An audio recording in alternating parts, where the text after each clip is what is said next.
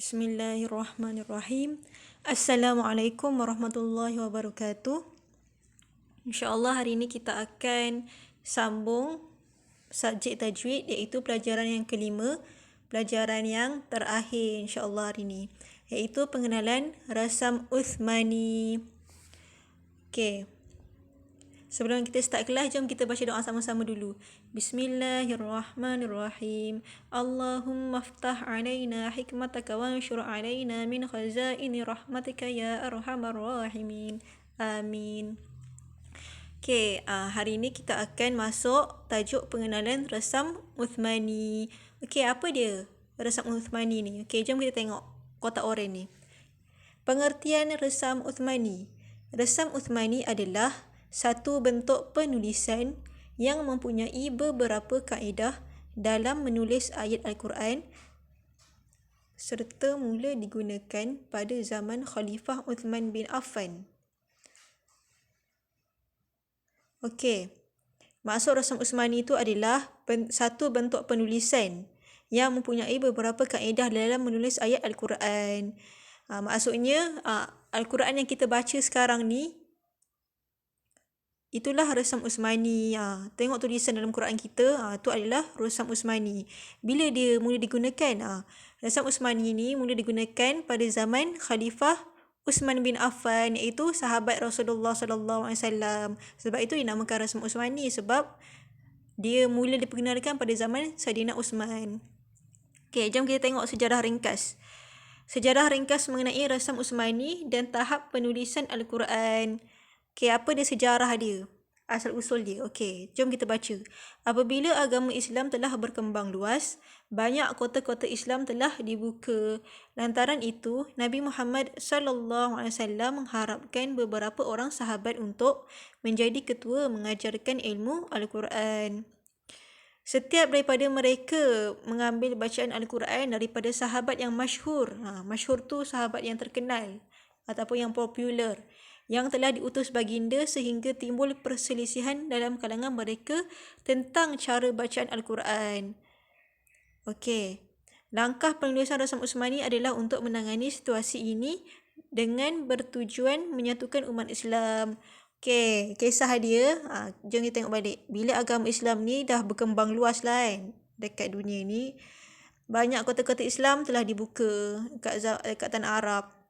Sebab itu Nabi Muhammad mengarahkan beberapa sahabat baginda untuk jadi ketua untuk ajar ilmu Quran, sebab dah banyak orang masuk Islam kan. Maksudnya setiap daripada orang-orang Islam tu ambil bacaan daripada sahabat Rasulullah yang terkenal lah, yang mahir dalam Al-Quran, yang diutus oleh baginda. Sampailah timbul perselisihan. Perselisihan ni macam perbezaan pendapat daripada kalangan mereka tentang cara bacaan Al-Quran. Maksudnya kan ada kan kat dunia ni kan ada macam-macam jenis bangsa kan. Ada macam jenis logat. Macam cara kita cakap macam ni, ada orang cara cakap dia bahasa Melayu tapi bunyi lain. Macam tu juga orang Arab. Bunyi dia orang pun ada yang lain-lain juga. Sebab tu cara bacaan Quran pun dia orang berbeza macam tu lah. Sebab tu Rasulullah dengan membuat langkah penulisan rasam Uthmani untuk menyatukan umat Islam. Okey, jom kita buka muka surat 37 seterusnya. Okey, kita tengok gambar atas kali ini, di antara nama-nama penulis wahyu semasa zaman Nabi Muhammad SAW. Okey, penulis wahyu ni adalah Al-Quran lah. Siapa yang menulis Al-Quran tu sendiri. Okey, ada beberapa sahabat? 10 orang sahabat yang jadi penulis. Okey, yang pertama Abu Bakar As-Siddiq, sahabat Rasulullah. Sebelum sahabat Rasulullah lah. Nombor 2 Umar bin Al-Khattab. Ketiga Uthman bin Affan. Keempat Ali bin Abi Talib. Kelima Muawiyah bin Abi Sufyan. Keenam Zaid bin Thabit.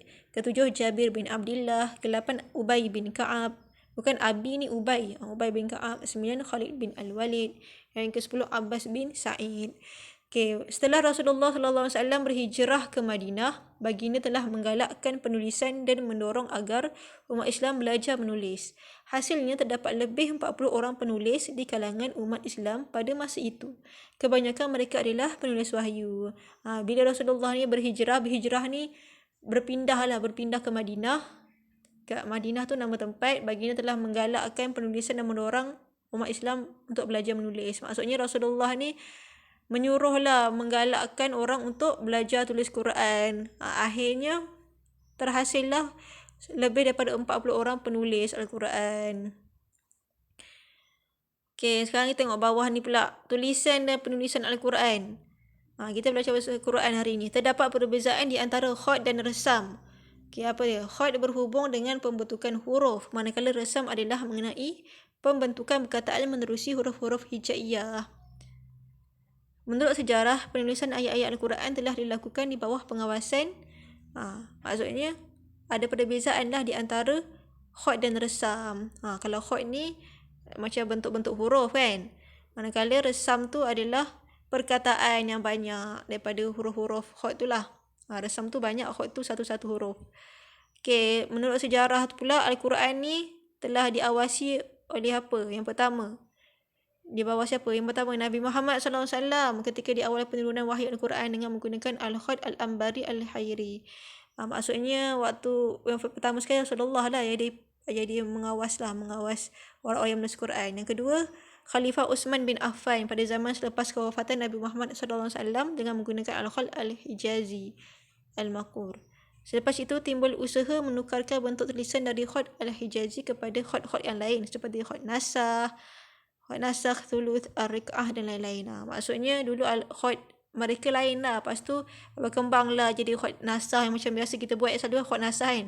Khat Thuluth tu bentuk dia lain sikit, Ar-Rik'ah dan sebagainya.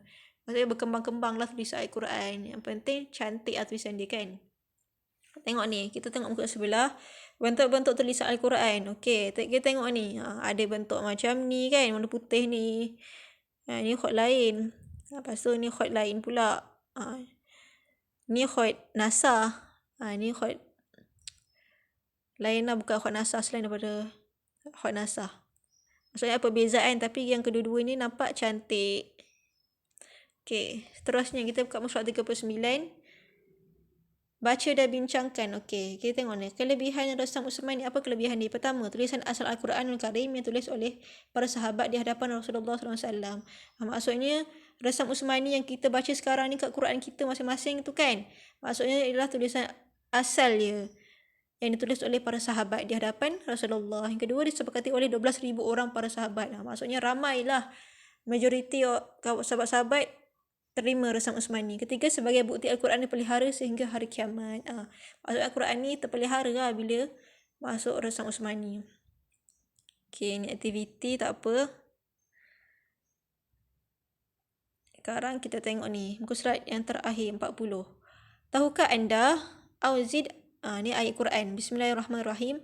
Auzid alaihi warattilil Quran taratila. Surah Al-Muzammil ayat 4. Maksudnya, dan bacalah Al-Quran dengan tartil. Tartil ialah tenang, tidak tergopah-gapah dan bertajwid. Maksudnya, bacalah Quran dengan tenang, tidak tergopah-gapah dan baca dengan tajwid. Ya.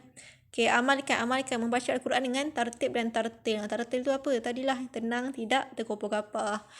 Okey, itu saja. Nanti aktiviti Ustazah bagi lain. Assalamualaikum.